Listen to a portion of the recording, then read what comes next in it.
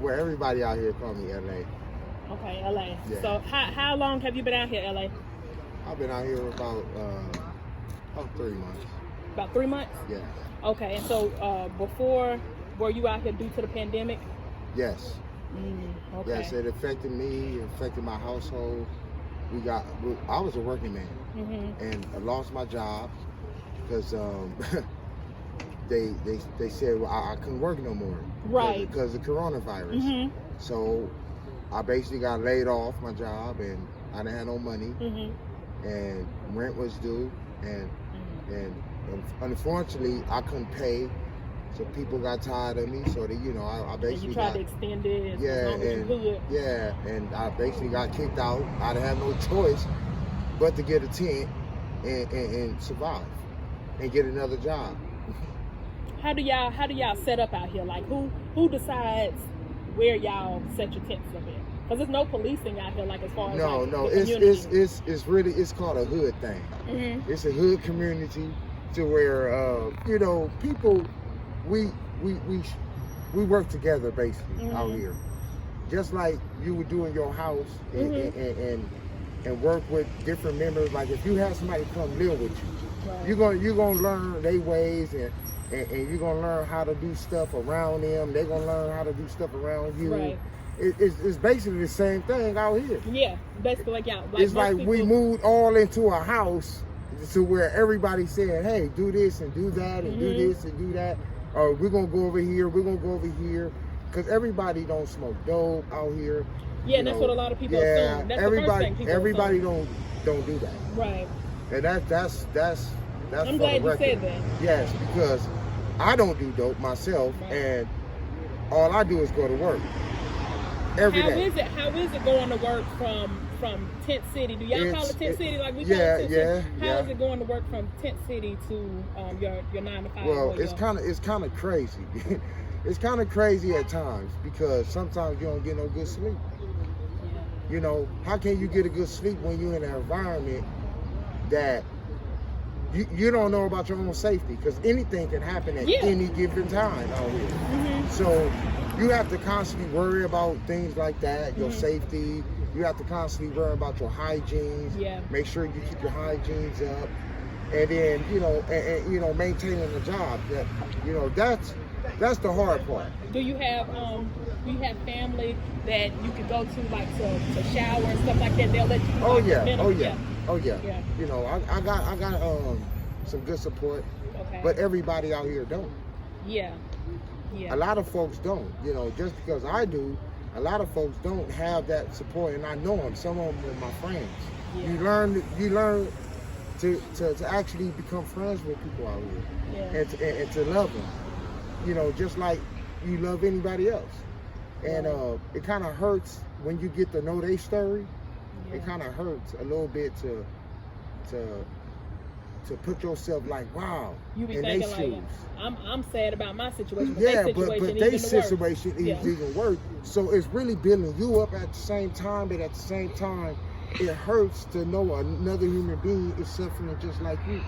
Yeah, it hurts me to see y'all in these living conditions. I feel like every situation is a learning situation. Yeah. But at the same time, it's like I used to ask God all the time, why me? But now I know y'all ask the same thing, like, how did this happen? Yeah, exactly. But you know what?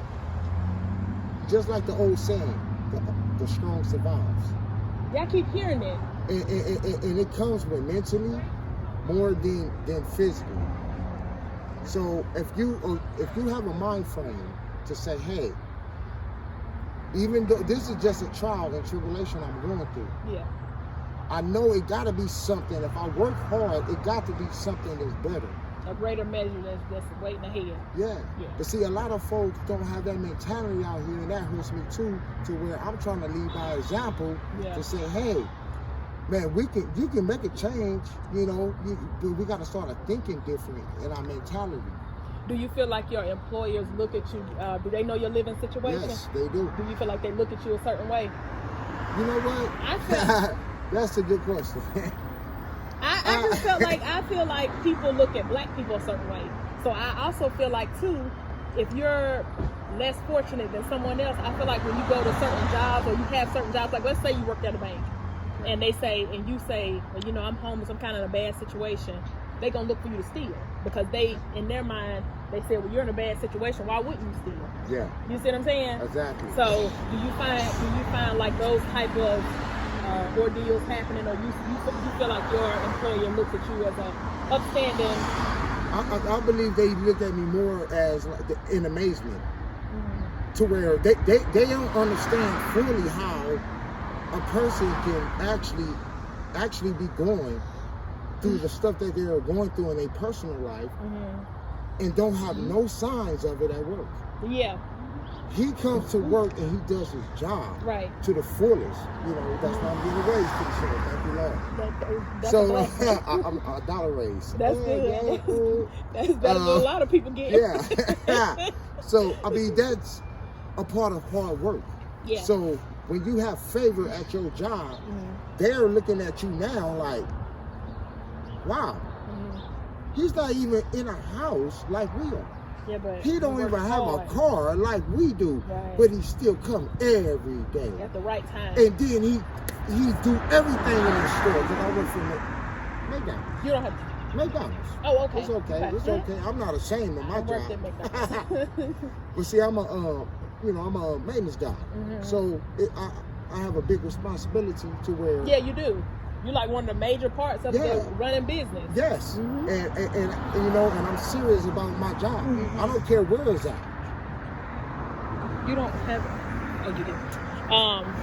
I only had a few more questions, and then I'll let you go. Okay. Do you see a lot of crime in the community? I'm gonna call it a community. Yes, I've seen it. I witnessed firsthand beatings. I'm talking about people getting knocked out, people really bleeding out here. One guy got killed up the street one night. When the Black Panthers, we had a celebration out here, and they was we was all enjoying ourselves, and the guy that got murdered actually was there. So he left up the street. He wasn't messing with nobody. He went up the street and somebody shot him dead. So, I mean... And if you get shot or anything over here, then you left. And then, you know, I've seen other incidents that happen close to me and my team to where I'm like, wow, God, Lord, help me. You know, because I don't, you know, all this violence out here, you know, it's not harmful. It shouldn't happen. Yeah. But it does. Yeah. Are children still located out here, or are they moved out? Oh, kids? No. Because I know at one point in time they were. Yeah, a little bit. Until school started back or something like that. But I think they got them into different programs, the mothers. Okay. So, well, that's good. That's a good thing. I don't think I have any more questions. I just appreciate you stopping and taking the time out to talk to me, because I know I'm probably holding you up. I just wanted to, if you want to give a word, if you would, could you give a word of advice to people who believe that this couldn't be them? Well, look, where I come from, I had a house, I had a car, I had many cars. I come from a very positive family. I probably had everything that everybody have today. Right. That's not in Tent City. Yeah. That's not in Tent City. That I had my own everything. So don't think it can't be you. Because guess what? I had everything. Growing up, I had everything. From my cars to my houses to my apartments to every living. I never really been homeless ever in my life. Until now. That's a blessing. Do you feel like this right here has humbled you? This humbled me so much to where you don't never say, oh, never. Oh, I won't. Don't never say never to nobody. Because guess what? We can all fall. Because guess what? God always, I stand by his word too. And God don't think you so high and mighty. Or love you more than he loved everybody else. Yeah, and to where you cannot, to where he won't allow the devil to come, just like what is that? Job? Just like Job. He came, he said, Job, I'm taking everything. Well, he didn't God didn't take everything. He allowed the devil to come in and take everything. Yeah. So, but see, that's a test of our faith. To where this gonna be a test of, this gonna be a testimony for all of us. My test. Y'all gonna This is a testimony for all of us. y'all gonna definitely be all right. Oh yeah, I know. Yeah. Yeah, you know, and I know and I trust in God that God gonna see us through. He gonna see us through no matter my faults and or my sins. God gonna see us through, and all of us need to believe in that. To where no matter what we done and no matter what we've been through, yes, it just be a testimony of what's greater. Right. Like this. There's no. Thank you for that. I appreciate that. that. No sin so bad that God cannot forgive. Got that right. He don't have no favorites. And it's my buddy. Look, we became buddies out here. We became good buddies. Oh yeah. This my Y'all been knowing each other. Y'all didn't know each other before y'all No. moved here. No. Okay. No.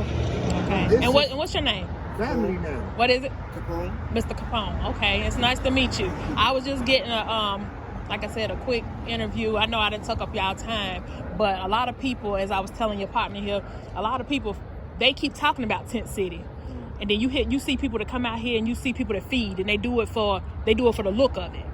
But I said I wanted to come out here and talk to some people and really get their take on how did you get to this point? What's next? You know. What's the living like really get personal, you know what I'm saying? Because a lot of people can say, oh, I done had hard times. Have you had it this hard? Exactly. You get what I'm saying? Have you had it this hard? Because I know I grew up on West Trade, and I'm doing a full documentary, and this will probably be in it.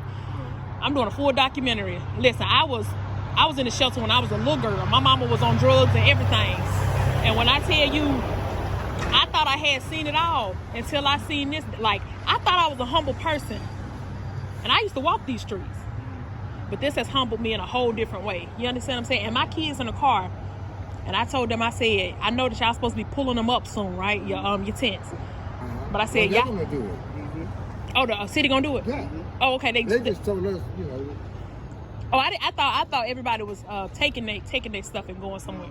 Okay, well that's good. I guess that's a good thing, because I was like, my heart is gonna break if I see everybody just walking down the street with tents and everything on their back. My heart gonna break, because I was once sleeping on a park bench. Yeah. You know what I'm saying? So y'all will see it all in the documentary. Hopefully y'all remember this face, and y'all go look at the documentary. I don't forget faces. Okay. And that's one thing, man. It's just crazy. I had somebody interview me earlier, a newscaster, and I told them like it was. They could have been, they should have given them more than 72 hours. Yeah, they definitely should have. And I understand that they're saying that it's an infestation, and I don't think that y'all should. And that's not even the topic, because, believe it or not, the rats been here way before Tent City ever existed. Yeah, that's what my husband said. He said, like, y'all want them to move now. They've been there. I'm from They've New been York. around. I'm from New York. It don't bother you. No. It don't bother you. But which one of y'all, before I leave here, which one of y'all gonna give me a tour of your tent? Not today. Not today. Okay. Well, thank y'all again. Y'all be blessed, and I wish y'all the very best. Have a good one.